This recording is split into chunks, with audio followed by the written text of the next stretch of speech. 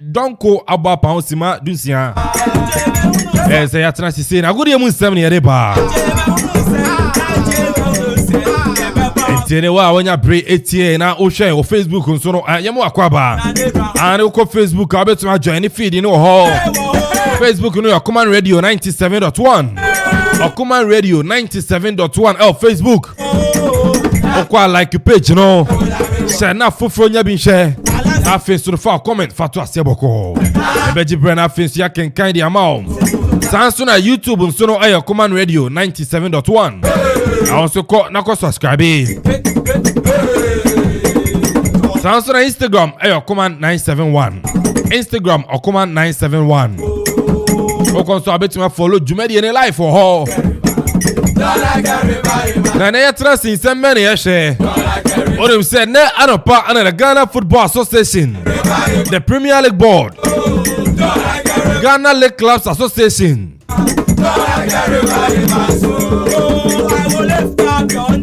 Etime Kotana Sena face normal launch the 2021-2022 Premier League season. Yes, Ghana Premier League in the etime launch of Ghana ha.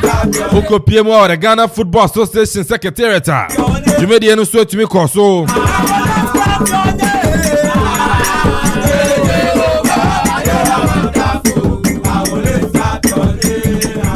Ene Jumedi akoso na yesef Erika.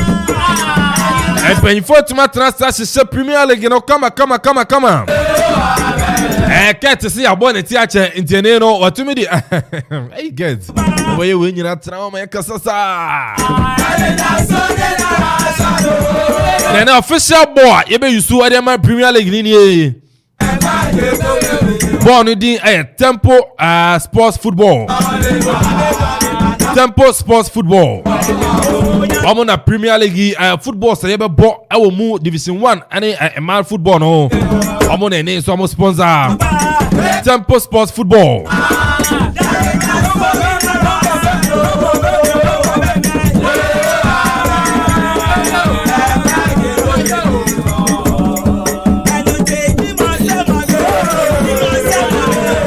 Now, and then so referees and I attack on once That's Ghana hat near Cassie and Italian referees so quite Diadora and a sponsor more. Yes, referees no Montari Shimo Diadora and a sponsor. Getting swat and I said she said come the bar. Or see any Ghanaian referees ever did the Ghana Premier League no Division 1 Women's Football. And you know Jamaica friend Zaz Zaz. I'm gonna official kid sponsor Edema referees no.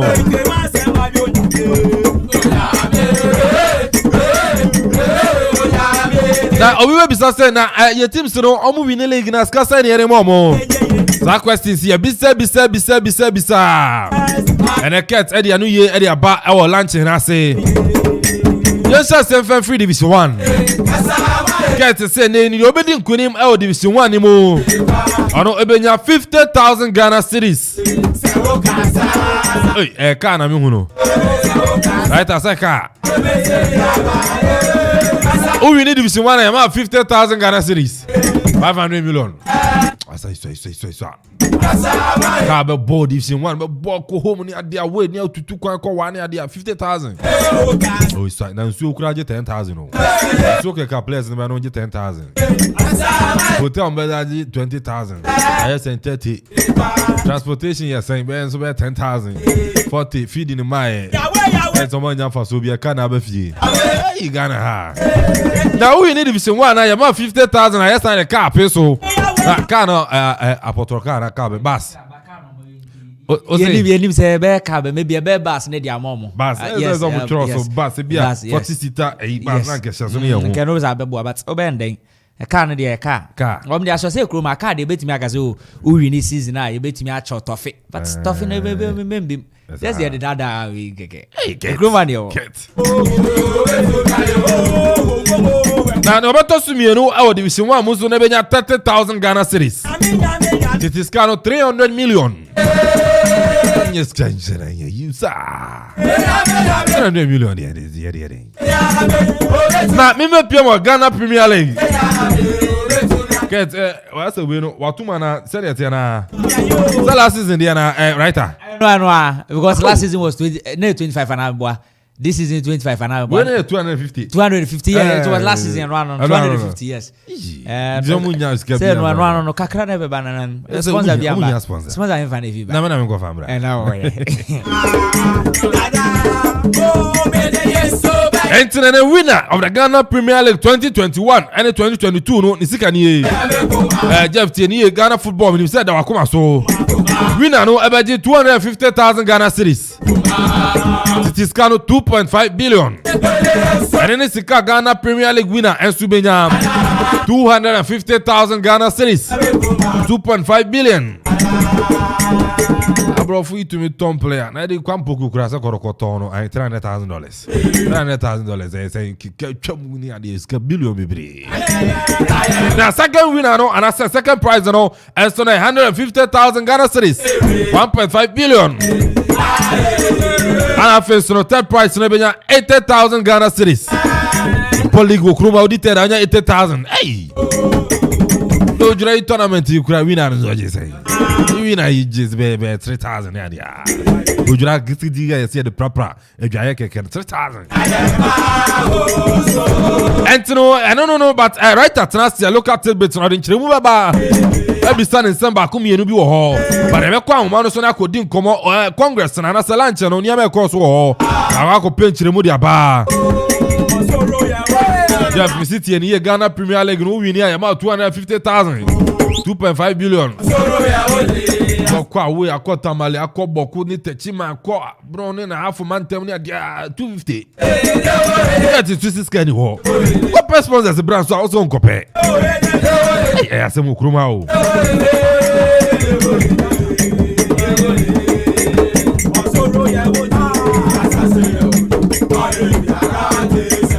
But the CAF Confederations Cup, no. When you say hard to folk, a few more Champions League, or a more CAF Confederations Cup. Yeah, drawn a bar. About for CA. No for BM.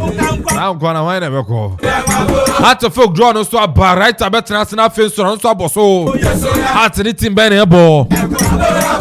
Boss, you are in national face. Simple, moi. And then any Jumedia Baba share. I feel so to match the Premier League in Ankasa. When it's a Fiat and a chassis, what expectations that saying. Teams to know your father Makuma Kona also analyze the team. No less than 8 bar. But I corner feels and a Carol and Penny Fred in Como.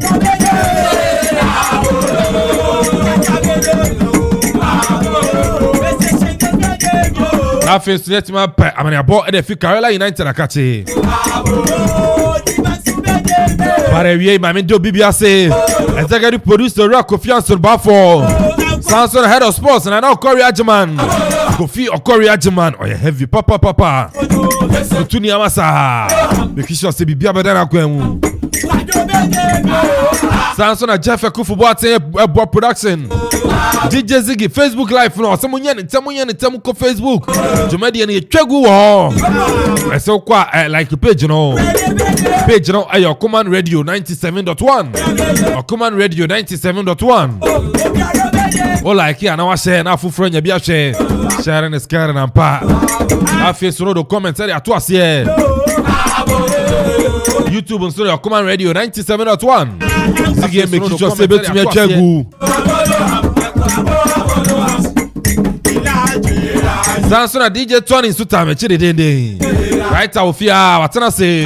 Krobia Santen Sofia. Papa the fresh watana Sofia. And I feel so senior on duty and so aha. About the stress sa me nim nti. Enso amiti adwa medi ene Nana Kwame Amponsadi. Akopon de ba ko pe numero 1. Betimi aframe AK. Yes, Eddie Kelvin no. Podi gum sa na ekwa anim. Me say akopon de ba ko pe onti azia na ya. Numero 1 mi ana mi say. Entino bredu yebeko na amanane semene ne enche wa amanane pon patupa ben semienu miensa bi na say yaba abedi nkomo ofienti enko na afin so amanane semno enso no entimi emra. Some nights I stay Some nights I call it a draw. Some nights I wish that my lips could build a castle. Some nights I wish they just fall off. But I still wake up, I still see your gospel. Lord, I'm still not sure what I stand for. Oh, what do I stand for? What do I stand for? Most nights I don't know anymore.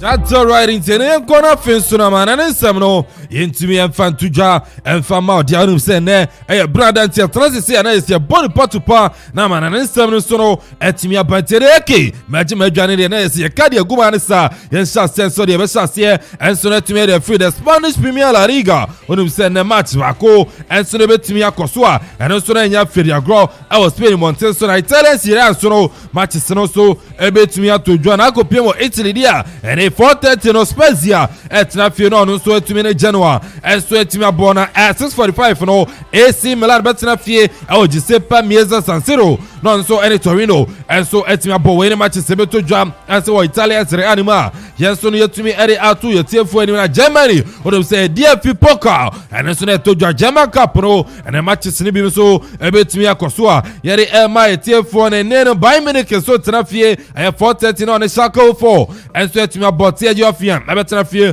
as to tomato and support no and from Bobo Quanidi at the Austin Hekel. No, also the boy in Borussia Dortmund 6 p.m. and so the Bobo Quanidi at Ingolstadt and so everything Bonnerenberg and then Hamburger ball and then Basel 6:45 and after so Mainz 5 6:45 no and here many a Belford and so everything boy in matches and so everything Twegu or Germany and after so the dear people can know and also it's me across another English Premier League no when your English Premier League English League Cup yes Carabao Cup no and the matches in Soro Echegu and Fida go Arsenal 6:45 and so the Bokwa the Leeds United and so Everbok Queen's Park Rangers with that team way Janasu Papa and the Sunderland and so a Bonafide so the Chelsea the Blues Everton for London and Stamford Bridge no so and Southampton and so Etima Bob win a big class and Eto Jam of the English League Cup Prima yes to the MI for Yanko PMO I was full from na face so no for club issues and fan to jam and so then from out yeah uko Prima Real Madrid Akatia on the Classico no yes Branton today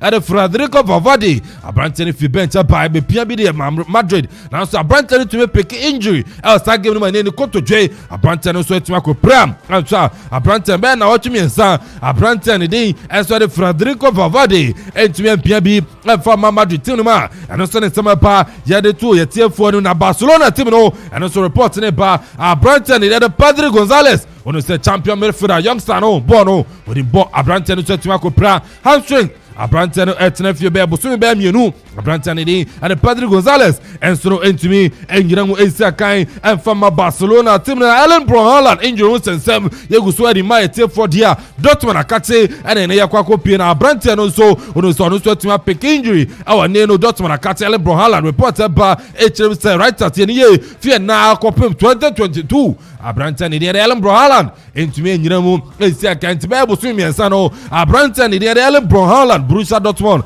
attacker no anya do no so ebetumi agira mu ese kan dia ma Dortmund team no and so report away to dwa yeri my team for Manchester United akate amafo kana Ole must go Ole must stay ni adia report ne ba ni Gazzetta dello Sport and I report HM say Oriani dey ari Antonio Toto Conte and United back and for back door approach coach ne Zora yana brana ni ole trade I'm sure na mfa intene Antonio Toto Conte I'm sure na United enso kwa kofana pa no so be jirema dia abe coach no enso na team dia Manchester United and a report ene no agbobo kwa na se jumekwa de Gazzetta dello Sport enso na report from Italy yes ni yetumi area to yetefo ni na Mohamed Salah ono se report ne pa Chelsea Brighton ba the English Premier League upe bibini an African here wase go zodo our English Premier League ni dia Brighton de Mohamed Salah Gali Brighton to match 107 goals our the English Premier League no we amafo kan Chelsea Brighton so no team command aye the greatest African player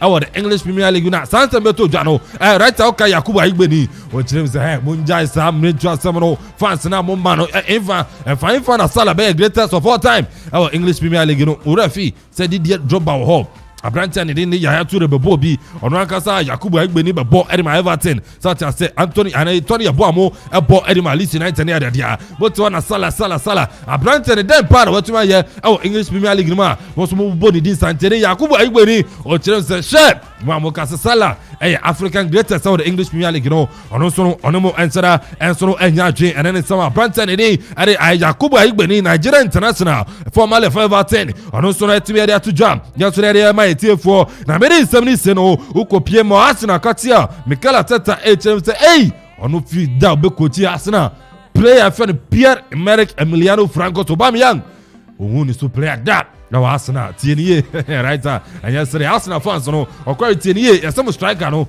Aubameyang coach and din dey Arteta o chire say Vieira ma be bo Arsenal odon kan sa Arteta no wa bo Arsenal Thierry Henry mo Freddie Lumbe mo Dennis Beckham ma be bo ani ade but Aubameyang dey on said that who is player Arsenal Argentina some work as pa or transfer no bo at the Arsenal Argentina and then some my nero Mikel Arteta and so ready to draw yes so yeah ma Arsenal team no nero Inter Milan Bratia there is Joachim Correa and also reported about James Abrantia soro new prime what to Wednesday against Empoli that channel Abrantia ni the Joachim Correa and so betime Jeremy Siakai and so no etimeria ma ye bobo kwani di and so na Inter Milan and reporter and also to draw yes so area ma etie for na Juventus akate Abrantia ni the Moiskin and afa so no Federico Bernardeschi Abrantia ku prime nyamencha dom almost what to ma and so ba Jeremy Siakai the ma the all list of Italian soccer and Juventus and also some ebo yes, Roma and a reporter pa HS Chris Smalling end of the season.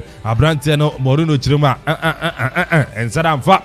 Abrantia no Bejano Kwai and so yes, Roma team no more and then a reporter and also the FC Barcelona. Chiruma Abrantia and the Felipe Coutinho. Modern board M say Boba Kagran Krebe it's January. I'm to meet me piano just a contract extension and so to me come and so at me Adiama Felipe Coutinho and also in some Bana Spinazzola on say Abrantia no who copimo Euros na sia Abrantia sia kan papa what to me abi pimo Juventus Abrantia ne chirima and any ache say ni wa pimo Juventus oba be jire no ho na fin so pia game no and so no Adiama Juve team no tino writer in some no de bia me say adoso Mauro Icardi Abrantia dem say ne Paris Saint-Germain any adia January Icardi ebetumi afi Paris Saint-Germain no so baby obeso di ni tiko no ono so atimi area content no mami fancy na me ko Facebook Terry Boss also come no size ono so pod ye gumu Facebook sound na kwabna Majesty also more fire or come Global Sports and also the Benjamin Ayu Safo or see you guys are doing great.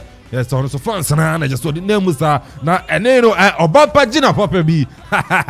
Obapa Gina Papa B. Or say great show guys. On so boy abaso and Sania Jadiana. Yes, Tony say e bi kan won. But mami shana just see from Brasa Clement Opare or say keep it up young man. Just say boy abaso and dia antino Facebook no doso but e be try one pa. The bana just say abekinkan messages ni dia. Okay. And me din right away ha na say and you know right na say fisem no bon boko sa na you say ya na masia na santino yebetu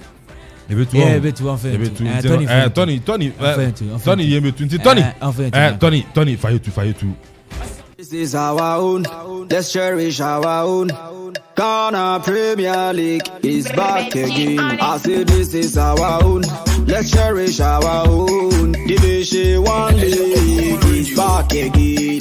This is our own, let's cherish our own. Ghana Premier League is back again. This is our own, let's cherish our own. Women's Premier League is back again. Erunti ade wadoka hwa Enije ka hwa Yedi ereshe mwa Say ade wadoka hwa Enije ka hwa Yedi ereshe mwa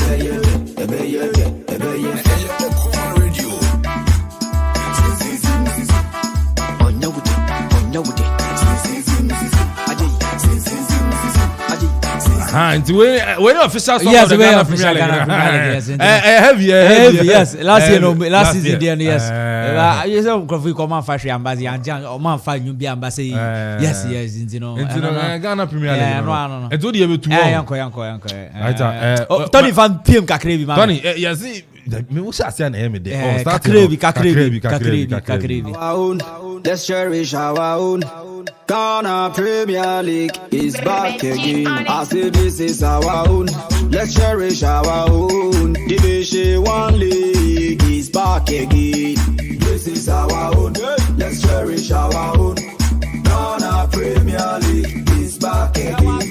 This is our right. Yanko. Oh, me afa fisa man to aso Jumedian so Fama Geneti. Fa no still come 97.1 FM. So ko Facebook na like Jumedian search. Yes, so kwa bet me ama Jumedian no comment ne flow na bia so no etumi akonkan samle doso ya bobo no et se Pythagoras to wo fia na to bo asia ka na to so na ya pepe mo se yeso ka to ehon koma so no enya feri akomedino ade paido so mo fo bet me from the writer commentator and temper shas here ade free the Ghana Premier League 2020-21 season 22 season no and then official launch no etumi atodwa the Ghana Football Association secretariat now come so no enya feri grand last season wo kopiema 3 teams and a womo ekopiemo relegation bobo kwa din the Liberty Professional Saso and Inter Allies Saso na bobo kwa din the Mysterious Abonto Ebusuan Drafts na ehon come so no enya feri grand isia no 3 teams and that's a new promoted team womo to me adjoin the Ghana Premier League 2021-22 season no and oni bobo kwa din the aye baby any Ghost Saso and out to you and bobo kwa din the aye Accra Lions ehon come so no enya feri grand isia na 18 Premier League and a woman ever battle each other na bibia so no etumi akonkai Accra Lions bobo kwa din the Adriana Star Scrobia Kumasi Samtrako Ashanti Gold Bechem United Brekum Chelsea baby any Ghost Dream Chelsea Saso and 11 Wonders bobo kwa din the Accra Great Olympics Oligbo Boli Mashi Woli Ju Oli Rosalinda bobo kwa din Almina Stars Accra House of Folk Carolina United King Faisal Lagos City Mediama RTU and the bobo kwa din Worst Football Academy Wafa come so no enya for the launch of the Ghana Football Association no and I said the Ghana Premier League and there it me etodwa GF secretary na common in Ghana Premier League no earlier not to say AK and come credit by C and in common AC to be obet me aje the Ghana Premier League AC national Sike Sombo 250 Ghana cities and the Ghana Football Association Edbema sa team no South 250,000 yeah 50,000 okay, yes okay, 50,000 5 billion yes okay. Now be so it me second place no 150,000 and a third place in 80,000 and the anon come on so now first division no first place no 50,000 second place no 30,000 now kopiemo the women's Premier League na the northern and the southern zone obi obetimi agi area C na so no obetimi enya 50,000 40 gold medal now runners up no 30,000 and 40 silver medals anon come so no enya Fediagron and ra Ghana Premier League enia ya se dwumede biasia ya hwese the Ghana Premier League no ebetumi etu anamana biaso no etumi akonkai communication manager edema bobo kwa deni Adriana Stars so Joe Jambrante no Ivan Sopon Maestro ayane din common and ra Command Global Sports ne ni common papa betudwa as so far so good no team no wo motumi ja players beble almost about 7 players Abrante Benjamin Owusu Fred Opoku Evans Opoku Baba Ademu John Enya mechen Abrante adin ade Isaac Kwan we mu players bia o mejo mo the players o mejo mo no o ma send biaba about 7 to 8 players go high job kwan. It's not about performance. Do ha on by team there 2 years in go for even 3 games that do ha your coach on 50 on philosophy and coach bia na tactics awbo and football no player will be no need more if you go be bia obey key player and the only players you must transfer officially the no more if you are running away them no and have the more kind of termination contract no sika as a job kwan say na be ya to key on and for status committee need to confirm say there's a 7 to 8 day job kwan be to say Benjamin Owusu terminating the contract Matusa Johnny Breaking Charles so na Alfred Opoku also the contract terminate here the Opoku na Chiba on also no waiting on terminating the contract ya to again the go staff Baba Adamu or a young striker on also ya terminating the contract Matusa Baba Adamu joining BA United and John Nyamiche the loan Limina Shark last season of free loan by now that's an transfer at a meeting contract no I also of 15 million echo it's way ana Kumakra communication director and manager Erema Boboko Dini Adriana Stars even support maestro koma what the eba yedi Emma Genetier for nan osandi tuja aso mutumi kofa brante Imano Jemfimba Kwame Adonfren Paul and Eric Kwakwamba no mo hwe leg netrasa leg no ko wadi ko wala crème de la crème omeje Ujin kofa kwakama ujin kofa Adon Frempoma abra won ka se onya crowd more than crowd and yabuta ya esi oni bisi ane se yebeje league no na yaka se yebeje so the league ya yen kasa kra ya itimichi media ya kasa ya ru se be tinyaji you gbe se you the right materials already no this is a certain team you keep boys in the brache. For example, you go to the state adult, what they go for the past 4 years, only in and out of the dinner set now. Your better G or other that are already being in better J. On a say go, CNN go of the week. Mr. CNN. And the anon come on, I don't know, yes, even support my show, Chema, yes, Mr. CNN, there were one more. This is Kowa, the Kowa Meche Bibia, and come as and your Fidiagra Sadi to ga, as Robert say, lack Ebewa Wafa this season. Na in terms of player quality na boys ni nyamu dia make them ojibe say class the breeding woman in our even boss last year kra one money chia na nyaman ko yin fama ye no ye manage to for last year na ye ba dream share 4 the ko be chele for share 4 the ko as go share 4 last season you clear the omoje di na pa ko e caliber man ko ajai ho ko e mira na league no nyamu ye polidu ejai ho no ejani kinfesa ye Congo ni ibo ikama ejai ho eko pm e o Nigeria club that play the same year na ana ye defender Farouk Adams o de ka ko be police media said eko ye abanya sema eko yen celebrate cha how ye nyina ye club no fam one season no ye coach back of the season and no party ways e ma ni coach by ni nyina mu no manage to so for na this year no ma ko ye di my dia wa dia coach le ni nya so ato e di no ya prepare pa. And we Anna Kumakra communication manager Erme Adriana Stars so Joe Jambratiano Evans upon maestro whatever yeah the Emma Genetier for Medicinal Kaisana so Bobo Kwantini Adriana Stars one of first 5 matches of the season no Yami Aduma one of first game one ball away one many Kerala United one ball King Faisal home how many House of Folk ever ball our Crash Sports Stadium no match day 3 how many RT Bebo home Lagos City away game home come so no anya for the Yami Aduma and Adriana Stars and a turn up of Aquad Bearing Times way a pre-season game ahead of the Ghana Premier League 2021-26 season come as no enya for the Agroyan team tomo Bobo Kwantin added the Royal Sakachi Bobo Kwantin added a Lagos City nearby and it's a Bronte and Dean added a Osman Abed one a 17-year-old boy Masa Chibona with me actually BB Papo fi Bobo Kwantin added a Seshi Royals and a Bobo Kwantin added a Lagos City 8 million assigned contract 3 years though and a 17-year-old Abrante Osman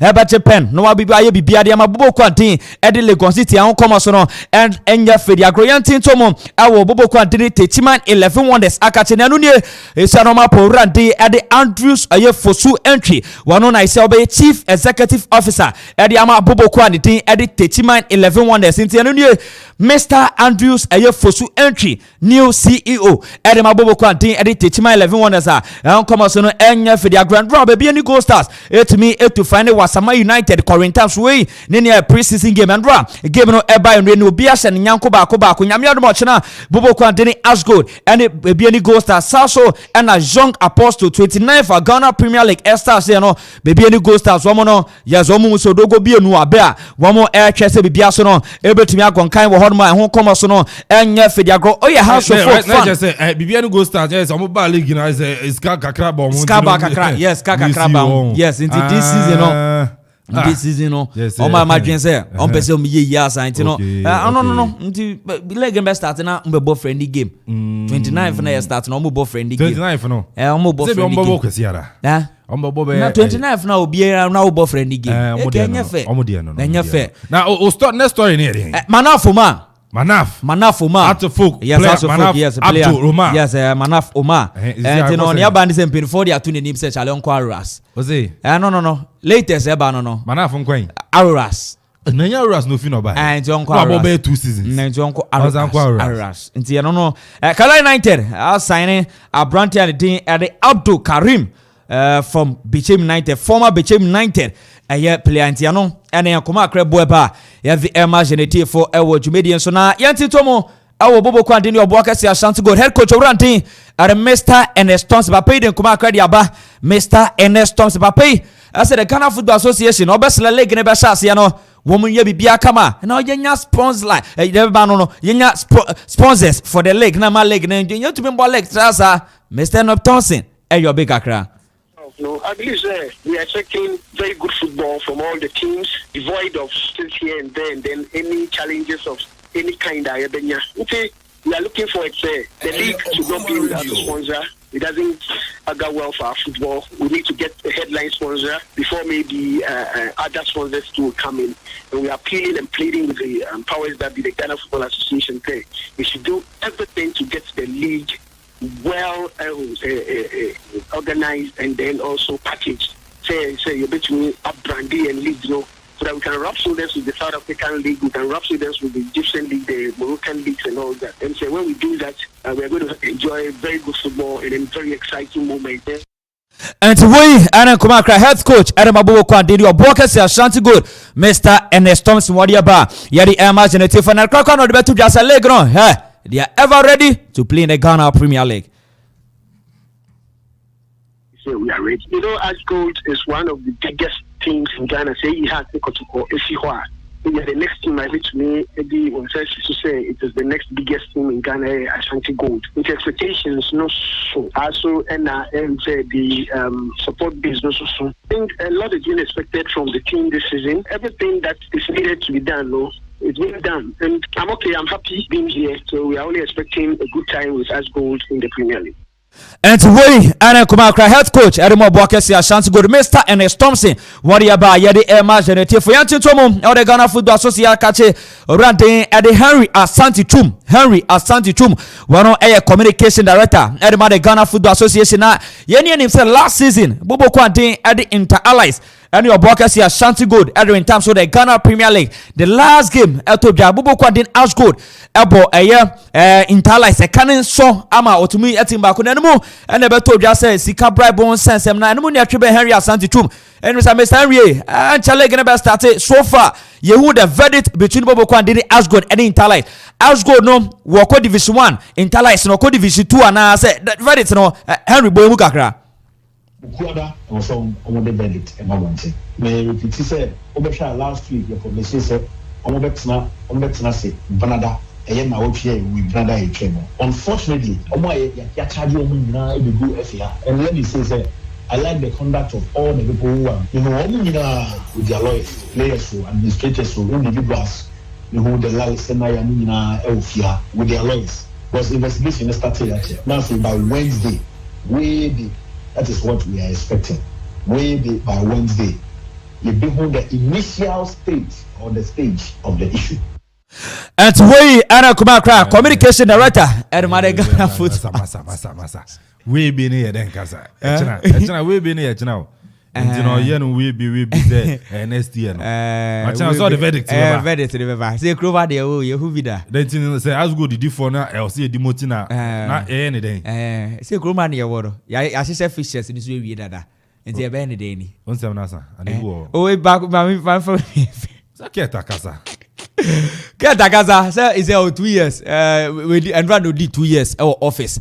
Na papa no ayo be kakra. Oh there, my ticket on there. Kasa. Ba kasa yenti ticket. For our sports 2 years is already gone. We've done a lot for Ghana football.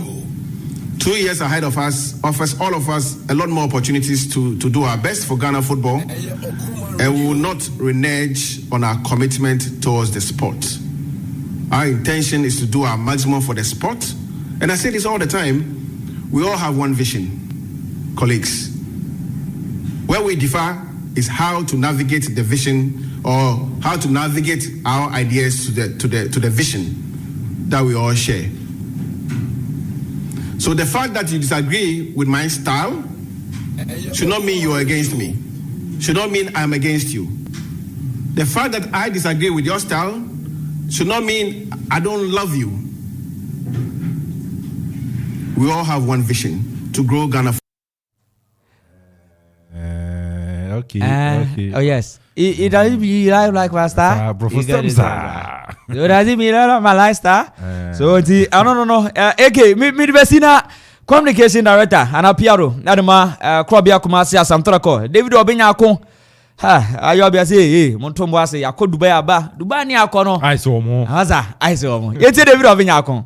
Dubai. These are clubs almost to player for $150,000, for $200,000. Clubs and any boy. The Ghana no player and a Ghanaian club at Matono for even $50,000. What I said. So this is the quality of the team I don't boy. And these boys are very physical.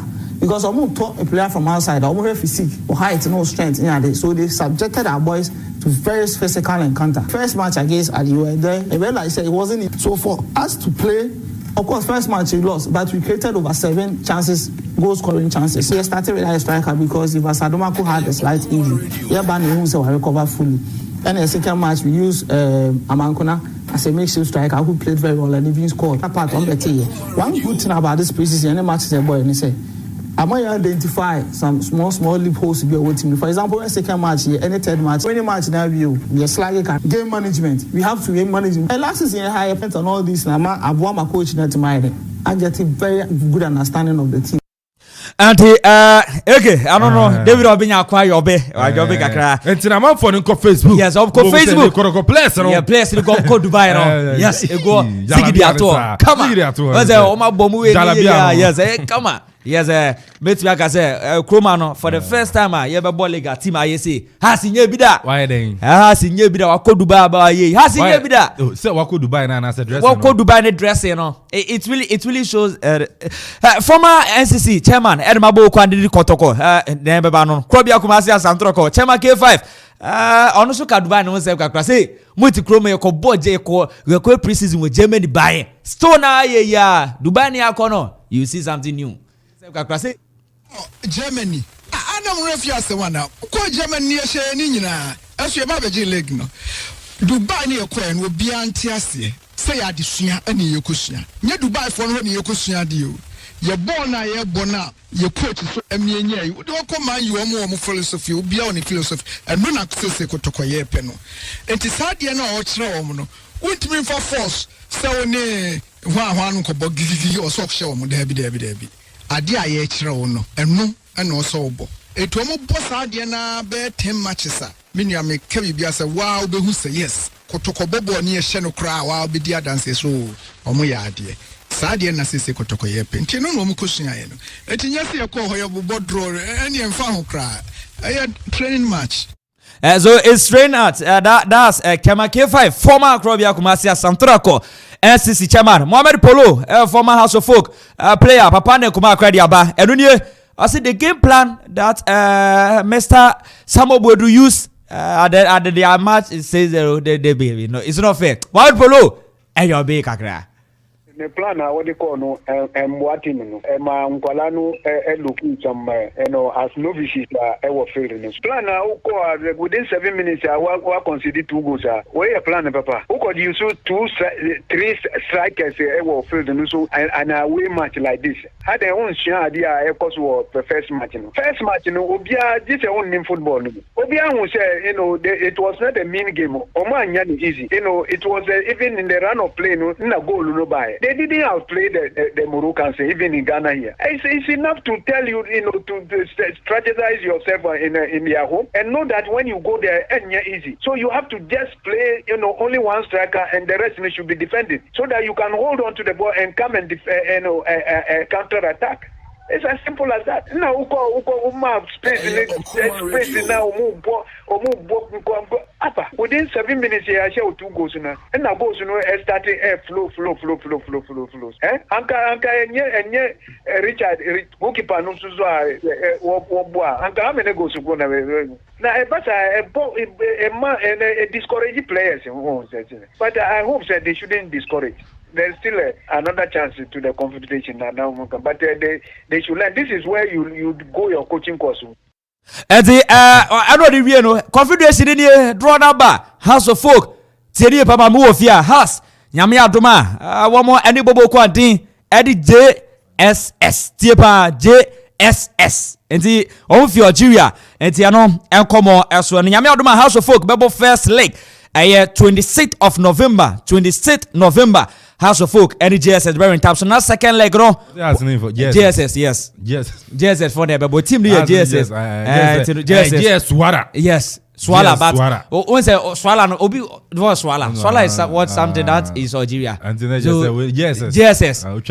JSS. Into how many JSS? Into Mofia has for jubilate because you have getting cheap. You money JSS in Kuala so you have with second leg, no, a third. To 5th December has Ebukwa way to Algeria na enunye Andra yanti asem de ukopima eke Bubafo Sports Academy womo a new promoted side on ba Division 1 Andra yes omu bo market team so omu ba Accra be pre-season kakra uko Facebook abo say Ziggy the better so video no sebi Andra ka ko share course na enye easy but players no pranum prepare but Sebi obia under the benkum sa no obi enfrim so yama yan we show mo speed recovery and ya no so na yankoma akroba ebobo efi pop na ayi police force anadwo yes anadwe and was a video ni da let's go Facebook na search Okuma Radio 97.1 do abon say video ni Ziggy e dey ato pa Superman pa Bafo Sports Academy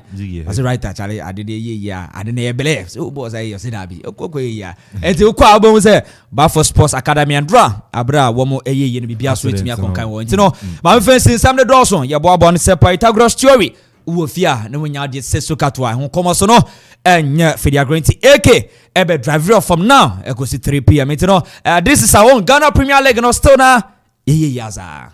This is our own, let's cherish our own. Ghana Premier League is back again. I say this is our own, let's cherish our own. Division 1 League is back again. This is our own, let's cherish our own. Ghana Premier League is back again. This is our own, let's cherish our own. Women's Premier League is back again. I don't see a day what dog can want. And DJ can want. The day a ration more. Say a day what dog can want. And DJ can want. The day a ration more.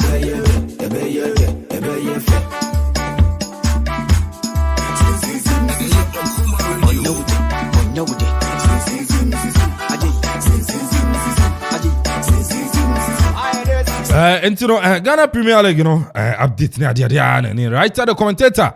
And so no, to me they are banisa. And Abeja for you have been come and so Elfia say Ghana Premier League and officially launch and so to me Secretariat Ghana Football Association. I catch it and then to me a buy it only many winner no and so of the Ghana Premier League 2021 no ebenya 250,000 Ghana cedis 2.5 billion. Second position, and 150,000 affiliates. Third position, ibenya 80,000 Ghana cedis. And also, I don't know, it's also official ball, part one, okay, part two sports football, and right time, it's kind of things, Bibian Yakama, and it's also a referees, officially for the first time, and your mom, kid sponsors. And also referees, Ghana Premier League referees, Zaz, yes, Zaz, I'm your official kid sponsor, Edma Ghanaian Premier League referees, and Tempo, okay, Tempo Sports Football, I'm official match ball now, Ghana Ibe Yusu for the Premier League, Women's League, and Offensive Division 1, I'm sponsor, Sir Jumedi, so I want to say I'm Ghana Premier League winner, 250,000.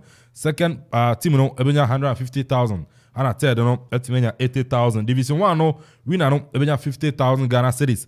Na second position no enya 30,000 Ghana cedis. But man, okay. A man there no we could pay once a man there your northern and southern zone. What I say your northern and southern zone. Now northern zone winner no ebenya 50,000.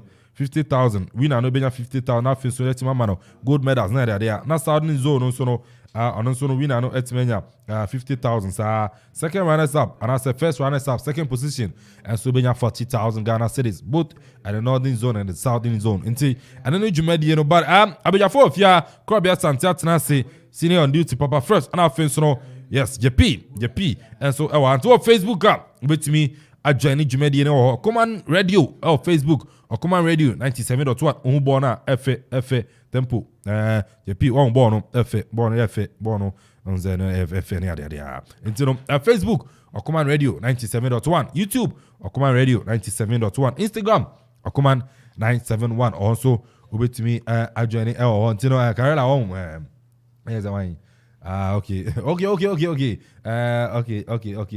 you know, call GF secretary. I couldn't come over. We said na lunch and buy bonito be 2-3 minutes be. Na it be didn't come over. Now and you know, Kwame Kabobo and I there Kaboom. Hey, Kaboom, you want you na. And you go man so you couldn't come over. Be fine.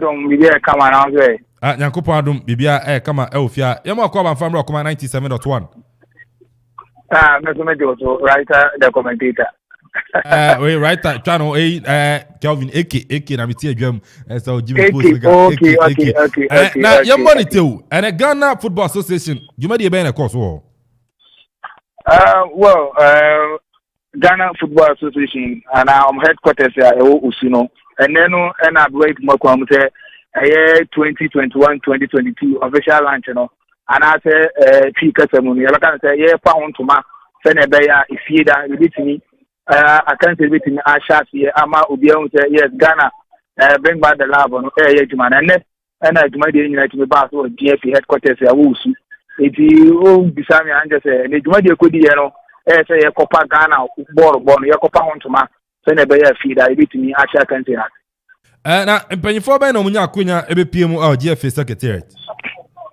mpanyifo timinya akonya ebepiem owura Tet Okreku na Ghana Football Association president no obepiem bi na afi nso Prosper Harrison ado ebepiem na afi school president Henry Asante eba ebepiem na afi MTN Africa chairman Wasanata nso eba ebepiem na afi nso Women's League Board chairman no Herida Boating and to ABP mu bi NF you know Madam Rosina Amu Eba mu Atapoku and so etimi ABP man penfoni de kamera say omo emina etimi eba ya do omo mama no ento so nten omo ba ya nten de na je GF ana ESCO members no omo timi eba ya do omo de da board na no say division 1 League Board chairman NF you know Women's League Board chairman omnia no timi eba na mo eba BP mu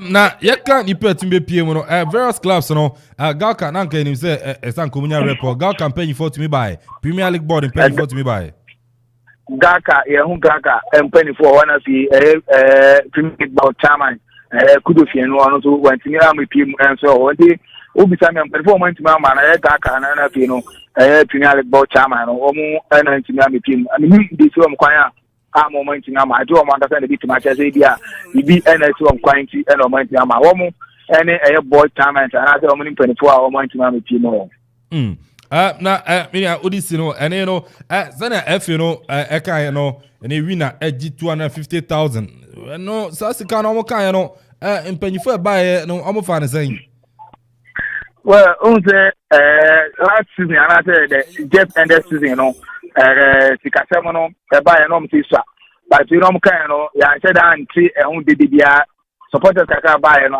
that say Afriku chakapama na pamfo no omne budget so e ma ho eyidi kakra is say sikane de obia minu na yidim say o mbeka say F1 scan wo but scan wo no so nche say over almost 30 and 34 matches and then now you will be next Kakumabi na odi akufi it is kasamene de omo kan no omo ntimi anye de dibidi ho is that ufie kwan wa kwan na ba bi abobo ano so that you know obeso mutana omo de so ma sene kaka na de na enwa wakati na say de ni enya expect ni say enke beti DB say ebia enya official title sponsor and headline sponsor e man league no ebia AK Ghana Premier League 2022 and after the writer commentator Ghana Premier League 2022 but I don't know ya anti how if you know in the league no yes say boy other born of quarter yin to be from Frano mami misa we na ultra last season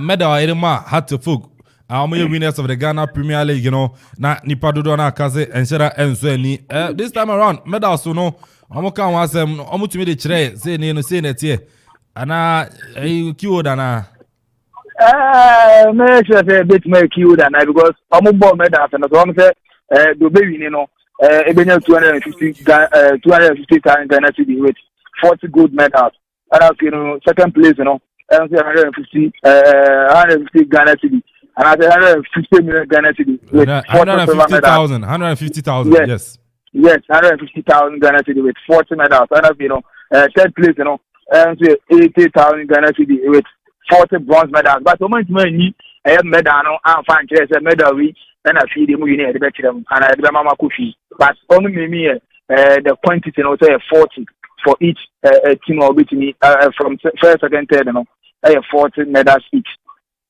Okay, and you know, what were Juma, what monitor near Masana, Division 1 no sense 7 idea women's league na me hu sika ne ade dia epiepie mu ne ade man no dia omo fa ne sa 50,000 dia ye omo fa ne sa ne ade enti no me mo say awie utumi kopie mu or Ghana Football Association we bibi kakra ho un say Division 1 no the see no man say go be wini wo each zone no out the top you know ye be man car amane dia kofi obinya car na car no mo be si wo bus na say aboso ka ma tu bi no need bi so mo say aboso ka ma tu na say piko o mo ntima nka o mo say and or the car e ko fi it will be winning from each zone 1 do be top no and as be qualify for the Premier League no binya car and as zone 2 do be on binya car zone 3 on binya car and as you know third place you know and our second place is binya 30,000 Ghana cedi with 40 medals.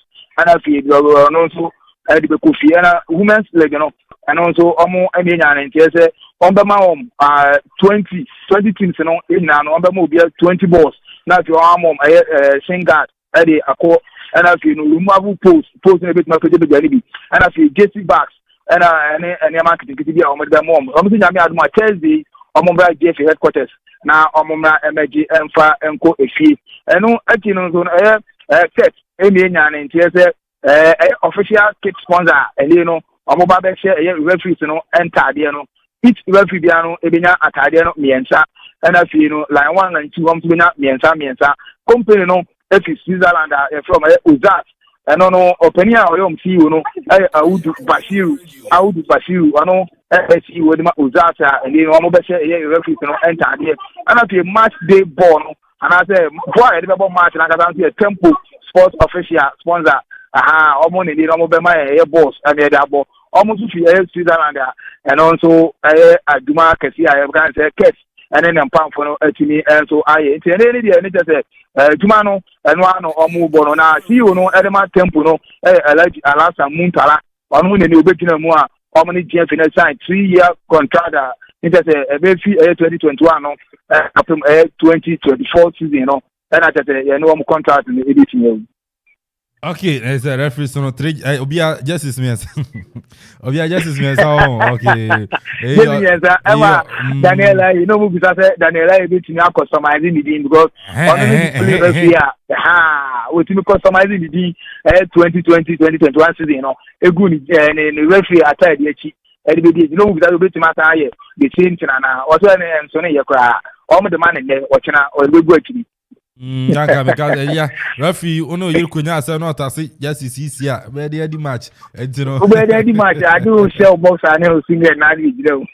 You know, Kwame, my first see na I repem you say o monitor other so F na catch pin kura to for ma. Ni so be ma ya so ate. You know, yada say ni no come 97.1. And so no any udi nkomo. All right, into you know Kwame and then okopie mo F Secretariat yes and you know Ghana Premier League launch you know also eden ho amane bo and so atimi area bantino sene ya kan command that's Ghana Premier League no afi e dey see na so e make sure say e be fa dey ato yeso na just say abon the rule ama Ghana for ehun yeko ene ne eba na nke obi adwuma ba still na yen so no Henry Asante Chum dey ano de bia akoka asin kan ye ni ade a friend amfa JP wadam for no friend am anfa Saturday na yin nkomo ne ade a we no na esa nko bo ama na ebo mai but once akoma yankopiem wo ha egobie no wabete nti no Henry bibia obi awie mami chia senior bibia fine and no Akra bia Asante wa Papa Fresh Samson na senior on duty na fence JP and so na wa ha ben say Ghana Premier League was officially launch at your sense sama and no obon short one okay into IJP I'm just in few na Ghana Premier League my mema 3 minutes on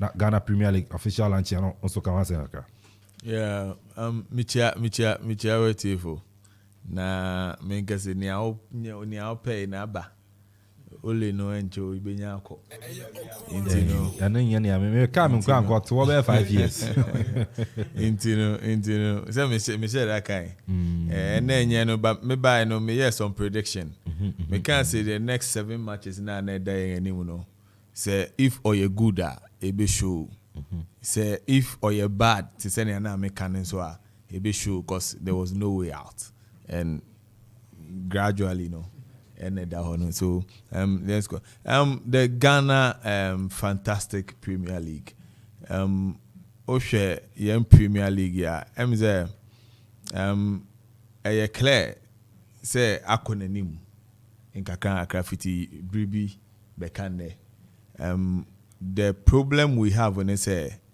baby ayepese do nendu hoye and the pace at which yepese anka fast could do hono so no pace and so you be slower. Unfortunate thing meaning say one award the sports fraternity Obia ya aware as Obia is looking at one basket to get money from intino Obia rehe GFE say on my inska so share the English FA Utiminya a Barclays Bank doing very well across the globe. Na Odiska Reshawu Premier League in him. Enyiska ketwa. At the time Utimima team be about 10 million pounds. You know, this season the English Premier League you know what best start you know. Sika what the man teams you know. In the English FA. The sponsors. The GFA no, yes. One hour here the handlers of sports, but yeah. So let's deal with the reality. Let's deal with the reality, and know that they cannot do all. Intino, what do we do? Then na yenso sports na ye nije hono. I.e. yede bringing people in. Let's take a team like Dreams FC. Dreams FC, bobo, I think 2 seasons. The Premier League. That's in Del Park. Del Park. More about 3 seasons. More about 3 seasons. 3 seasons, yeah. Still, you could see that. Want to mean taking over the market in Ukrapema market and to make it their own, on at their level, no, you're a bit relaxed on it. But this will be their 4th season. Well, say you say football, no, a beyond personal, small backyard business, but it may grow to be a franchise. To say Manchester United, to say Chelsea, to say the other best team, to say Al Hilal, you know, that consciousness. Yeah, anybody also we will understand where we are and where we have to go. Because the GFA etigos is here, no, we are lucky. Say, Otimi, ye magic be na obe catch you say, win liga, member 250,000. Okunyawe. GFA no. One thing I'm here surprised, match ball, no, official match ball, no. Last season, and I was signed a contract with Macron. So Kobe used it for 2 seasons. Yeah. This time around, I want to offer another match ball about Tempo Sports Football. I don't know. I do not tell you, no, you see, everything. Me say, Oba to one message. I am on kind of quarantine. More money am I heading? We niska. So whoever bring the biggest cash, you go for it. It's difficult. No, hold on. When you contracting me, you sure say GFA they were very good lawyers. So binding they will advise them. So if we want to change here, because are putting a better deal on the table. Okay. But senior make us say so we have to face the reality. This is why they are doing this. However, so then the area we need to grow our local industries. Local people, we need to market the sports to them and see getting the local people so much involved in the sports. If Dreams FC this season, we bet my year communal labor be, we bet my call school round visitation be with the players. Take over the municipality because Obi and team here. We have the Kotoko and all the people coming here. So Dreams FC so take over. A you bet me resist some level of cash locally, i.e., you bet me started people will be coming to the stadium be diverse ways, and you raise some small local money. So fantastic Premier League. I'm looking forward so much to matches. Say the coming in of House of Folk last season. I'm a league, as a revive an old one. The most important thing I echo see and say Kangno ne Kotoko ne has but right now the other teams want to pick it up. So the euphoria is back, but then we are not going to be stuck with Kotoko and Haas. The other teams, so Obabe prove one strength. So I'm looking forward to a very fantastic league. Me Bompa say yebe nyeska now with time, I think we can grow the league to where we want to go. But let's come to reality and sometime, maybe let's cut the GFA slack. Sikebi any baby even now, ye dirty sports to the extent there. The Kobe work just calculating. So for them to raise 250,000 Ghana cedis, 150,000 and then 100,000 is a miracle. It's a miracle. The biggest so far. It's a miracle. Yeah. It's a miracle. So moment to yambu asema gaga yen say yenga na yenga ye ho sa na ya bedu say enobi aba besom no matter how is they debi wo ha o ya de na bonachi bedu sa na ma bi wo ha bonabaso. Sure. Okay. I know AJP, but match day 1 Ghana Premier League. I'm a fan too. Got match day 1. I shall say Friday. Hats of Folk and Legon Cities and a ball. Accra Lions, Elmina Sharks, Samson Dreams FC, and Soro and Koroko and a ball. Karila United. Ariana Stars, BBN Gold Stars, Brekum Chelsea, Bechem United, Mediama, 11 Wonders, Ashgold, Kim Faisal, West African Football Academy, and our Finsono, Real Tamale United, RTU, and a Great Olympics, and our Onsono, Ebitimi Abo, and winning match day 1, matches out, and also Ebitimi Asha say, Power Fresh, I'm in Tio, Ghana Premier League, yeah, say be fine. Eke Nyami Adam, Bibia Shei, okay, Minchi Etiefo and AWA.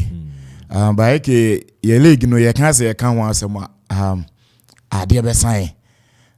Because so share be a league if you be near you know share them say anke league ebe kwenum kakra for the past 2 seasons another 2 years I to about the current FA and in penny for no.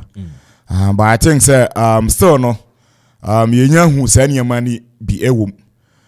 Because you know say maybe a chum na sponsorship na ho yɛ den and during campaign time no this administration am yet say sponsorship no there one nyuma ku bi brɛ kasa ye benya bi by the second year ni eke still ye nya bi and say yɛtena ha ne yɛka sɛ FA4 na ɛbɔ mo ho modern press at least teams ni benya bibia eke hwɛ team one has ɛbɔ Champions League WAC of Morocco after so mu winning game against us no $110,000 and Moroccan Federation na then e dey am team no enti se etra kromu ana say yen I was say ye ton yen ho because there's no way so be discover be wura legal eke wo hwe ash gold in somewhere da ho yentimi kan wi near the side team no abeka legal ye be bon ho na ye match ana say ye kan so obi akobo first match ho asem ne ye kan you anti first match then the side team no ebe count so obi tie tire na ye ke odin sika be she Ghana league ni mu a enya de betimi happen anti say ya ne ebe kɔ no hwɛ referee say okromu a yentu omka by weekend ye start Ghana Premier League no ba o mi se ebenya referees ama omo akɔ eden omo akodi omo kekan ana say omo kyerɛ omo adwen no ye yom nyina de afi referee ayinum because onu akɔ complain say eke muntua yeka akatua na mbode man na nye enti ebesi den na da referee no come match venue a onkoji sky mfanfi chairman bi ho ama ye game no wan kodi ni poto answer no so I think say e wo say tutu niam yi yes countries be bring e wo ho Ghana ye ball na e wanim che won de no ba mo sponsorship so ni e chan ye de no 2 years ye nya bi ye now live matches you can say TV right any echeche in kakra 200,000 Ghana cedis and then 200,000 aka 2 billion cedis and then a bit me at the team ni players ko be 30 and at that team na qualifier ye hwe nim so be san kwa Africa akobɔ ne homodin thinking say ye nya sorry and an Africa ye ko these countries and as North Africans here ye ka o say and yes omo sorry da ko pe and omo ye dem du ba bi omo du ye yes omo plan ye so as a country no Ghana ye nyina I was say ye hu say direction say ni ekọ hwe pitch say ebo so ball e okromu a and so ye tua club manager eka esun player de player no ebobo na manager no anya ni monyam no ye tua club manager ne ka kese esun player ne de ebe da ma ye ball na akoso yes sir ani aka play exodus one asem there's no way say obinya contract e wo ba bi a onko da because okoje $100,000 obeko on tran kromu ama ye ntua no 1,000 Ghana cedis 500 cedis 200 cedis near the my premiership club player obey dan ball ama ball ye nyina ye da som say ana say ye ade ba ko kan nyina bom no sa player no be dan ball no ama ye so ye ni age e wo kromu ha enti eke ye ka Ghana ye problems no dey doso bebrei but I think say now panifo atu anamobi enti ye hope say 3rd to 4th season na FA president be san aba abepre say ye nto aba 4 years for friends am no I think say ye hope say obetimi asesa niamam ne atimi anya sponsorship because o hwe sika ye de ma ema ball no a ema no hia niam bebre because omo problem no eso sin mema ne de no problems no eso so mema ne de enti omo nya sika no kra mo eche mema ne mpo na mo mien ye adwen say mema na yi sebe top money and also housekeeping money de mema nti ema de omo sika wo say ofam omo ho asiesie e ya de ba ko a e wo say edim because ye nyina nim how ema ate and this work what 50,000 Ghana cedis now see your monster man eke baby Ghana do I say ye Africa Brazilians e Africa hanom no I don't think say this amount no na yes kan kwa and you know your mom football pumps ball backs jersey backs, footballs 20 team bia. Okay. Of the 20 teams now a man league no more. The man team bia no 20 balls. Now there more training babes, Shingats ne coons ne nyamaza.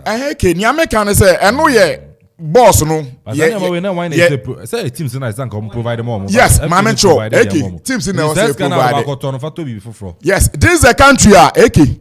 Even FIFA MI sika cross a young fan build or modern ye can say facility. Our Ghana Soccer Center of Excellence pram no. I eno enye ya yesika no. Scanu yantimi and fan build here you know. Okay, wako pram da. Kwana kwhwe pram. Na kwhwe Lesotho, Zimbabwe kwhwe omo edifice omo asi for football ayi. E ja ten say kan kromu ano. I do do saying. O se de on ya do do saying. Meka ba bi omo asi for say be national teams. Echo camping. National Ghana Soccer Center of Excellence pram dia no. Fato to ho. Enye esika FIFA na ma esika ne say mo fanye. FIFA man saying. Okay. FIFA Go project no Ghana. We were the second country in West Africa ha yenya that Go project ni bi. Bisa say ye de yetimi de adwuma. Enye one ye si classroom ba ko pe over you can say $100,000 o sa he wo ana $200,000. Former FA panyi ba ko ene ye de contract ne man. Ana onu si say dan no ko hwe pram. Enti se FIFA no ono te ni ba bi no ama oska kura se fire sade yi. Na sade e wuntumi pesika ni bi. Wa ma bi se fire. Eno so wo se men fanye. Okay. Enti ye kwa animu no. E wo se tutu ni ma ye because me say sponsorship ni de. E wo se enya bi. Ba ye benya so a. E wo se ye tutu ni ma ye. Na sa fixed matches because as good case ye da ho. Ya share parents as good Bobby. Enti ekobasa as good.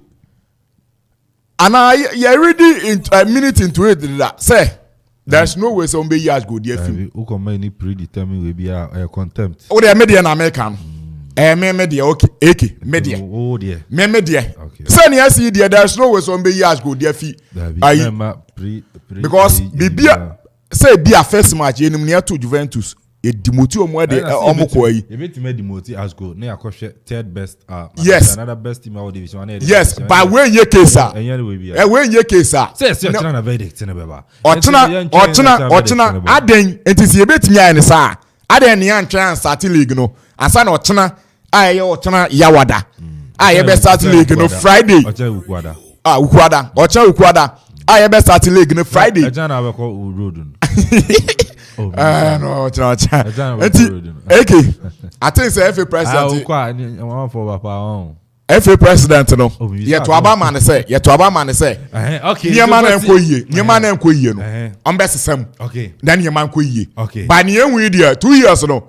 Okay, me we say 2 years say. Ahyegu anesa. Ono si 2 years obo adwuma. Ahyegu. You obodi obe ye. Onyo obi o ka sama kire. Obe ye. Entiro writer ana atene kan krobia. Mami tio, krobia, mami tio. Echane abeto aso, mami tio. Eki. Ya bedo obuade ase na ye nchi obibia ma obibia a very good afternoon. Fambra okoma. Azana ba. Eki, kakra bi na meka. Adam for about na mi the boy. Adam for the boy. O microphone off, krobo ona mi tio. Krobia, ona mi tio. Krobia, o time ko. Ozo chomo no obeti yake. O time I got 2 minutes so.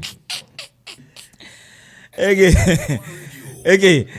You better KTS Okreku any vice Mercado and the Premier League board and the Gaka one more company for you say the upcoming season no one more a held meeting no successfully in a conference no ne bibia we did nyamanso atoto akwem yibi say ana ene no yepe Gaka no and I say the FA no and I say the body a one more govern Ghana football no see ye be can the negativity are always biano one more replicate here yen sorry inti edu baby nso a said ya ene no JP guy no na dia one more yen nso no yen nso ade obi kan chale dia we ni o enti se na wori ko school na bia wo onam form na wa danfo ne papa e de V8 aba be fan na wo ma amfa okura na wo kwa nkakran no eno na wo nso de be hwe wana montu said ye betumi aye den ama wo nso we pagya wa dusem ahu se ene se me maame no mo enam bia school so enti na nei ado ya nwetumi ado wa entumi antoka ama ne me nso me entumi antena ka mu anko school dia den na won nso a wo ba no wo di be hye education ni mu anase school fees a ene wo bre na won ante ko na wotu ya office no den na won so wo be fa school no e dia ya wo be take ni den na daache won so wo pese enwie wo maden sa what the American say enti enei yen clubs a yesu wo say ne Morocco FA ama work say enei Algeria FA Algeria government Nigeria government eyi say de ama yen FA yen a yen so ye wo Ghana ha sisi ano busa hu say clubs na ewo those various countries no a wo mo government eboa wo mo FA enso eboa wo mo financially no then ana wo mo so wo mo edeboa FA no then ana oman ne so as a whole no enya efri wo mo mwa wo mo so enya efri wo mo so as clubs because ye can English Premier League asem no ye can sika government enya edifi the EPO ni ma enye asem ketwa and otamu phones si ya na wo kire even just ended season sika abang enyan ewo EPO ho a enye asem ketwa sika Spanish FA enyan enye asem ketwa ana sika those countries am wo din no ana leagues are ekoso ewo Europe no sika wo mo nso elusi during COVID na ball nso enkoso a eno nso enye asem ketwa enti wudi eyi nyina eto nso no nso na wason nso na wahu se obra me boy ebeboa me papa mfaso de be na me de boa me papa na mama papa nso egina sa mfaso de ne so enso e de ahwe me akomanim enti sansemu ye be kan yen clubs ne nso e wo se yen so ye bisa ye ho questions ne yen aye san answer ne emma Ghana football nso no eden etumpon me mpese me kan bribie enei yen ada league ne ho ntoma enti ye hwe nim se going forward no bribia enso ebeye kama na mistakes a esisi last season nioma anko ye last season no misusu mehu se mpenifo ebeye changes na ne ye kickstart league na yenso ye behu bibia ebekoso na nioma ese no yen hu sakran kakra and going forward no mehu se Ghana yenso ye beruo okay ane akrobe asia mamitio ibechia etiefu ina say oko Manfi Girls Manfi Girls teacher ni wo mass teacher mass teacher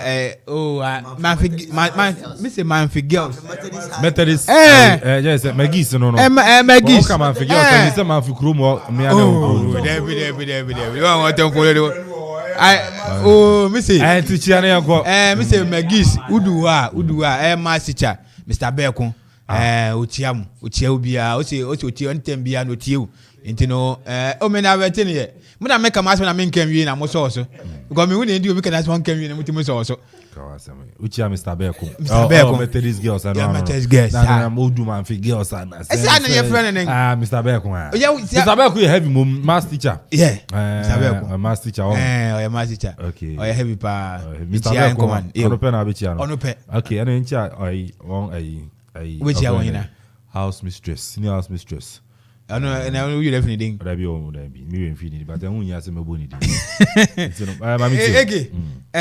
ye beka say yakabia what you find ya wo achi ya wo we head mistress ye beka bia na kaka meka say GFFO na obetimi na waye no na wo won say wotu na wo won say mu na odema nti am say wonunu wo ho na ni wonya na wode ama ye beka say ye be jara wase but ni expective won say you know say sa ni me na sika ibenya kase ni na be fie sponsors wo na aba into the best say am say be bobi ya first one baby and second one baby because they can say mama say we go to search for sponsorship into the be ya first one baby na sponsorship den aba na si ya shase e wo league ya si ya ya launch ya wi na say Friday start no meko teams no this season transfers a obi aye ya bobo skeke na ochire fi ochina kono what teams in nyina dey money na say 18 teams no we say 18 teams in nyina I say yeah boss but me for dey name until me bo transfer why sign for the season I don't know my yen is yen kakra e be do Friday na yewie okay it's no for and then me for 3 teams okay and then me for Kotoko we say Kotoko this season na we sign 15 players and and at 13 and at 13 so go out was 15 and at 13 go out yakwa class of foka or no share this season so oje Premier League you was 10 players and wama 5 so go out so na aye no there be oje me say me bobo me ba no achina no be di ni adna ba beto so because 13 players make us me boni na dey me we na asa and 30 seconds I can't so assign 10 players and I 5 kwa all the 5 kwa wafa on to this one assign 2 pe and on my 5 so call out and Bechem United on also assign 10 and wama 8 so call Bonting Adriana Stars account to one Pierre and Casano now first no 1 and 5 I'm say what the 2 say we have account 1 and 3 and wama 18 so call Bonting na na ye call Legon City here once 1 and 12 obi anko abonten ye asamoja da so wo bati wo won ne say won say asamoja modern won na say won say team na ye won di o say me won ne mentiaze because won pa won ko ase wo dem wo team nim won ko ba bia ye na ye call dream celsia this 1 and 4 na 3 ko so won ja 3 mu say 3 nko na Kinfasa assign 7 and I want 18 so when you na won ko me name star kun ya places amakumaku 18 wo when you na akọ media ma this season 110 players and I want to jai 6 si won so won ko abonten Carolina United this is 114 players and I want jai 10 si won so won ko abonten na Gold Stars 103 and I want one jai 8 months once one go and as good this is once 3 now one jai 5 once one go Elimina Shark once 3 and then one jai 2 months once one go Brekum Chelsea 1 4 one jai 4 once one go and Red Tamil United 1 6 one will be uncle baby when you will be and Tamale 11 wonders 11 wonders once 1 6 obi anko abonten Accra Lions 1 10 obi anko abonten intino of you watch na konye ba players na obi asan no but everyone say players na was inside bebre ko free ebi nso wa terminate one contract no intino ye ba hwe na etia players no ultimate sign player na o mani ko free a wunya hwemfun na usan terminate players in the contract na we see ya be check ya atiafu na hu ni nyina intino me man be si na o chefi o chena kono sa ne me nyina ya kom ya mu say players no bia players a waden wato na se wo hu team na o say sa players yakwa intino o chen sa ne me nyina so be ba okay the boy wadaruma se be adu de se mafia work bia ma mu dia mama yana si phone line so 0270 the boy me ka se mafia work bia ma mu dia me yana si phone line 0270 191 971 0270 191 971 you know akwenya ba telephones with my friend na Ghana Premier League you know and they want to launch our expectation winner 250,000 Ghana cedis second place 150,000 not third you know and so no let me up for 80,000 Ghana cedis that boy ejina fa ko ejina last season na last season no winning and sa 250,000 that's a 2.5 billion and I'm catcher was say third position no 80,000 no papa bi yen san osoro ha ne car no entimento what you say you run league sa yankwa ma but minchia blue ene emranti bi wo ye kwan yesu a omutie sofo nkansa sport ne hon mami bi ton jini ho mutie papa okay njam ene nana Sadio Mane ena Salah ena Didier Drogba yabo mabaso se before a ye EPL no ana omugina na so bobo pa yabo mabaso apart from no ye fa ne se in the next 10 years if we build and able to me prepare omo dia to that high height what they say nana nyame kan say Ghana hanum yete edi agro piso masomani yakofa no visa Africa ama nana omo che no $400,000 say otimfa CAF Confederation ni Champions League Africa yenfa mano no ngodi ni free Ghana hanum coach Ben local coach Ben pon betimi sika man say G na boa yen na ndu sa height no then I make us a dem baba ne nan pie na se nan buyo emu pie still dem baba jana so bobo Ghana onipa na tiri fechire na ne carry aba wiye ade ne ye ho sa me say Ghana Football League Ghana Premier League ibetumi ya ye ni yie enye ne omu ye hweka impanyifo katokra kudi impanyifo ba omu to makatu aso by 100% increment 100% sare ya ade be ya ade yi a ube increase wo ho ana wuja players no be sine obaye go 2-3 years ni wa ball league be se miensa no single sponsor ube on very footballer na yesi abo abaso ya ade who on very football ananka de na ye fa mo park ne so anka wuye ye si team bia no preparation fee ni obi anye bia 50,000 minibi na mo kakra metumi de abo me de so masene monye ebia moko away monfa we into fuel yibe wo se de kwa be fa se be de be ye be boa mo ebia monye nsuo 10 cartons ebia monye energy drink ebia 20 enti common energy drink kan so no GF empanyifo ntimi antro sponsorship letter and command the various energy drinks that try ho ahia say players nyi no mo fancy aka mfa maye nana eba ne sa player ne bobo ne nyina enti na ne cohesion team bondage our ball na ye ball mu individual skills and individual play and because ye mobile won say be boy players no ama team cohesion team ya adwuma ene em frank ketekete kra ani jimso mo EPL Ghana Premier League why because be any one my effort dynamic how say aka ene kwa de aka days ne be share Ghana Premier League ase won ti advert ba kokra no a single advert say nye crop ya no enye mo amba be betra ha the sports pandit and I'm the man who be kase obia Ghana Premier League be shasia obi o team mikro mo e prede o team onu onim say Premier League ba be koso by EPL be koso anana for a whole month say you display even their logo cra ebia Manchester logo Chelsea logo ne dia ye bibi ne display o be hwa ne ye cap bi ne bi tare ho be ne ye book ne bi tare ho Ghana Premier League nyame ya no efie de ya and then Tuesday or Wednesday, Thursday, Friday, Bashassie, and then the Chelsea Bashassie, Nana, and then the Chelsea Bashassie.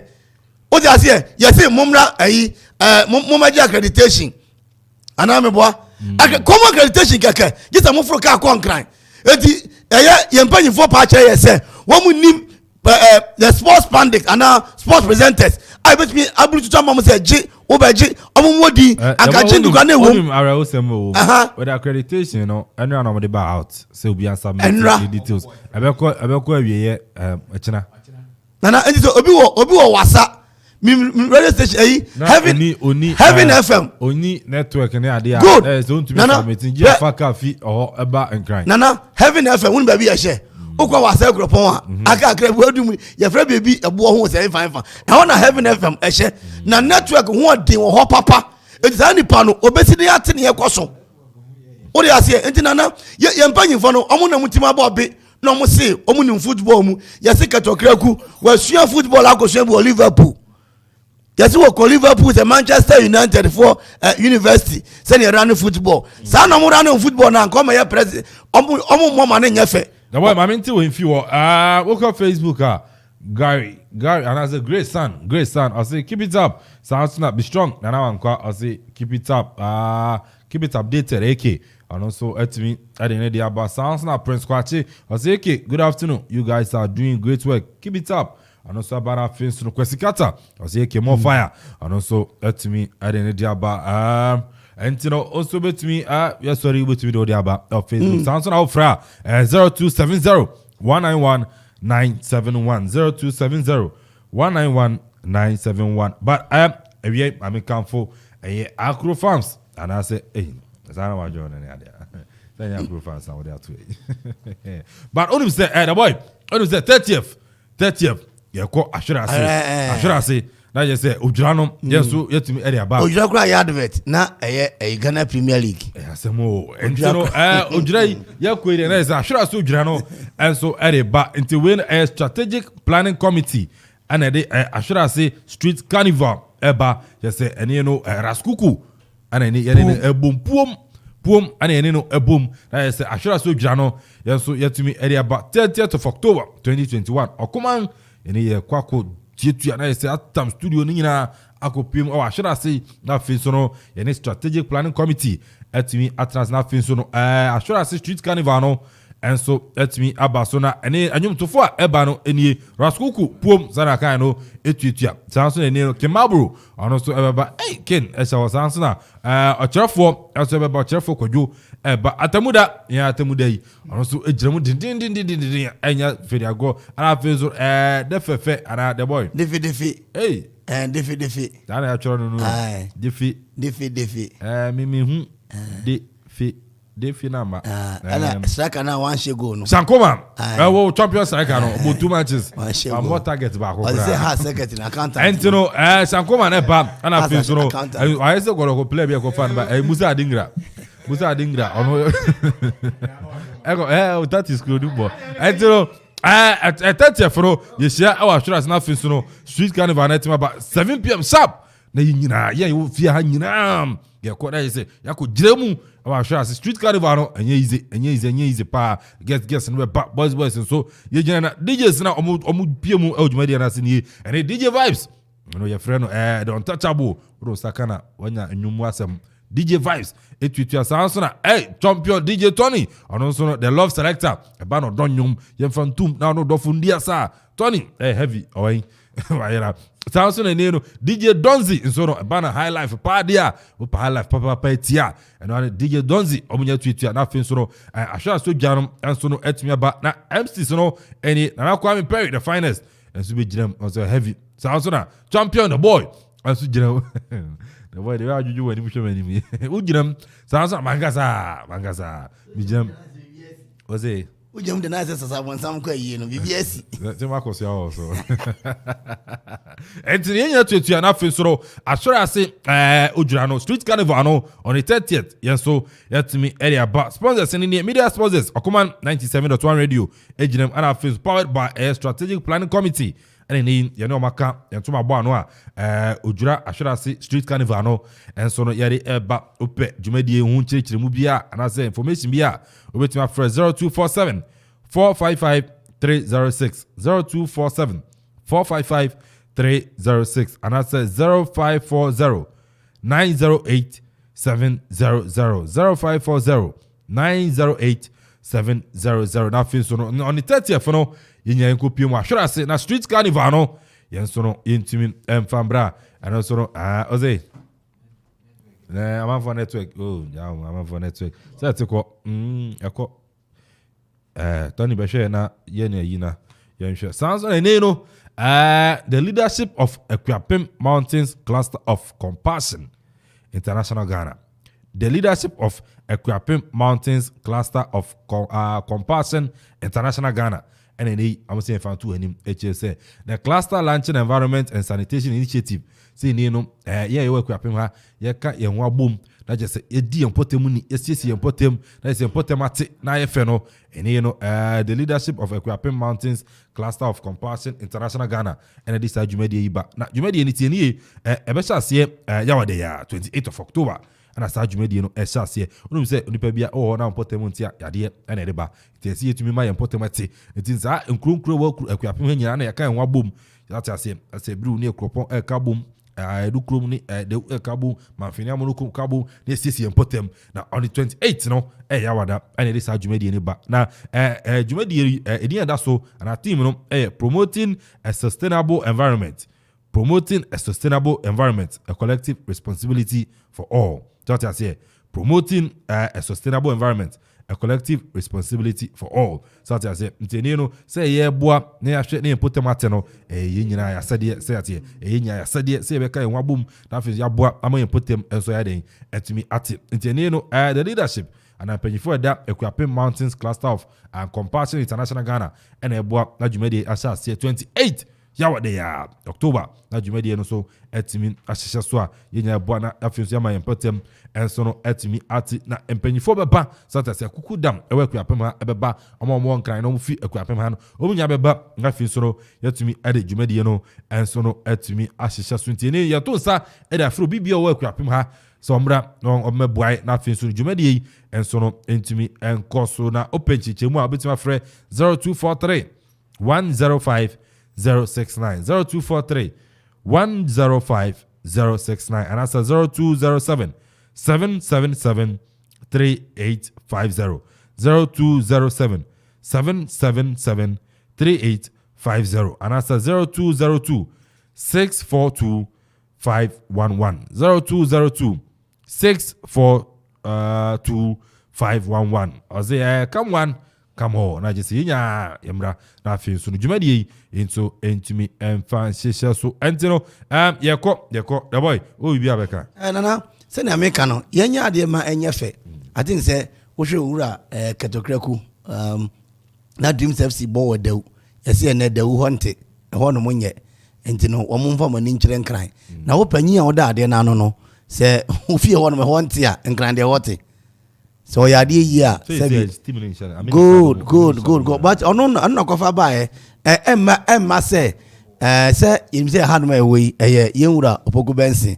and yenwura Michael asarbedi akon what they say into BBC o hanu mebo mu din kane ansa na bi manager ba ansa na yen ato aso good on the finance into managers no omo report ma ket say eja baby akwaje enko ho anya yi o na ho afie ne yenko bo no ono nkata kura ntumi a manage ne de yi ne fi ho no no o si o fi ho na kotokofo se heart for say Olympics for say ananga ekoball league ne wahin and yensre sponsorship ne ni league ne so no enye teams ne kwa na eka o mu nyina na fi yemo abaso at least o ma anya hwe kwa no o ma tumi alanche Ghana Premier League ye ba be hwe ne etuamu eba nana ne etuamu eba no ana ye nyina de ne hu ye then last na me kan sem bi e wo another network so say baller amount for ball no North Africa any East Africa no West Central Africa no o de tutu ye de hu West Africa yem bebre agro na ye di ente bia ene de ne hu adi kotoko ekọ ye hu ye has fuzu guso aye hu enti empanyifo tutu ne ma nyina yi na betrase a yetumi atoto ne ma na yetumi akoyi enye da bia na ye ka foreign na so ye de na ewo ho ntina na yemo abaso ye be hwe this season so ne ba kosi wish them all the best. All right echena mema obi a hwe team opese oka no wasam echena na hwe saati ufa be 2-3 clubs a na akọ mo asa woni ade na hwe preparation no to was a chance be ko Karela Akachi na ko tin common omo ya che as ye be ko azu yitumi nko ye be ko Karela Akachi na fin so echena yetumi akọ echena be ko Bechem na say akọ Bechem dada enti ye be ko Karela na fin so bia ya comedian ma ya comedian ma na yetumi yi ade afi na fin so no ya be hwe wafa ne korokore hat no enti be fiada na ye teams no ye wi omu nyina enti no kro bia ye ko yakoi okay said ya midin kan no sa ba the boy Eric Akrebia so ameni agie papa say ba be Ghana Premier League na nei advertising issue cry and why ding say DBI Young TV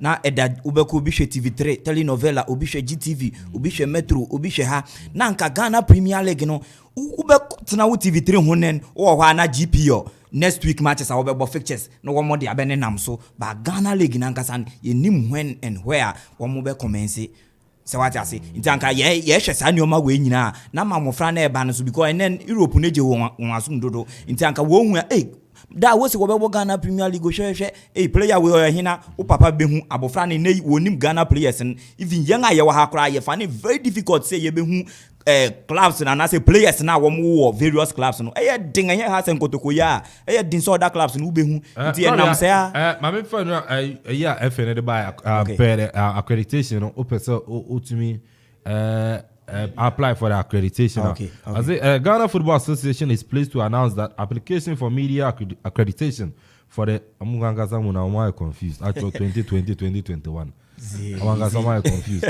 Football season is officially open. Media organization interested in covering the various competitions of the GFA can officially apply for accreditation by sending a request to that media@ghanafa.org. media@ghanafa.org. Okwa the honor bit me send or request or present a letter on an official letterhead to the communication department of the GFA with names and passport size photographs of designated journalists. All media houses should kindly note that requests that are not on official letterheads will not be considered. Media houses are also to note that accreditation does not confer right to live commentary or confer right for live commentary or live broadcast of matches. Okay. There is accreditation. The more I think you say which man run commentary and a show match and our station. Odubeko, I call my commentary. And you know, my commentary was stadium. Not all the my commentary, station. Set so TV now. And you know, okay. As it of live matches, live commentary and broadcast rights are a preserve of a media right holders. That's it. It says start times money to no person my commentary start times. The following accreditation allocations will be made for the media.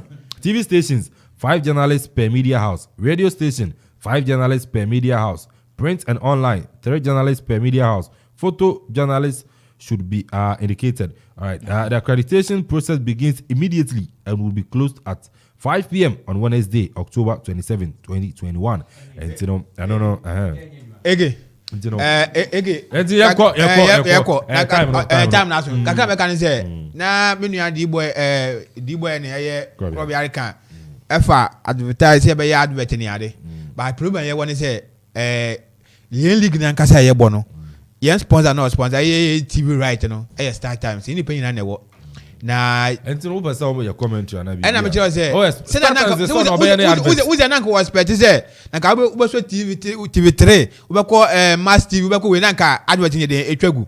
But you need but you what is all right no. I think say you can meeting as say and you know and you fact say you fact you say you bo Ghana Premier League official song any teams you know in common a form of promoting the Ghana Premier League. It's an which is this TV station, radio stations, you know, and so on. By now, Janu Gumbar and Yan Baba Kasap and so on. Media Mao. And so yeah, listeners who say yes, yeah, and so there's any about 2 about then I'm for worker, I peace in it, and then this parties are that's what it's supposed to be. And so my FNC, na young cop, my main damage production team, I say, and exactly producer, Iraq Kufian Sumba for. Menana assistance and Kwame Perry and also Memona Basso DJ Tony and so about match don't papa DJ Ziggy Facebook no make sure to be and so Eddie Ziggy we heavy papa thumbs up Ziggy so Clement Opari also you guys are doing a great job and also at me area about more fire and so from Ekwesi Kata and also at an area about Yedibesi Papa Fresh Otenenka Krobia Sante and so no Otenenka area I don't come out to baby and senior on duty and so telling JP and I think so now encouragement head of sports Kofi heavy power Jeff Akufu Boateng and so from afar to production or advice in Jeff and Saka BBI fine and I think so man got some meeting and I Kwame Posedi Eke no Eddie Kelvin you know bebo nyum na yanko ntino Tony fanutum na afenso yemfenye tiefo kwa nti drive team no so ebetumi ato amso. This is our own, let's cherish our own. Ghana Premier League is back again. I say this is our own, let's cherish our own.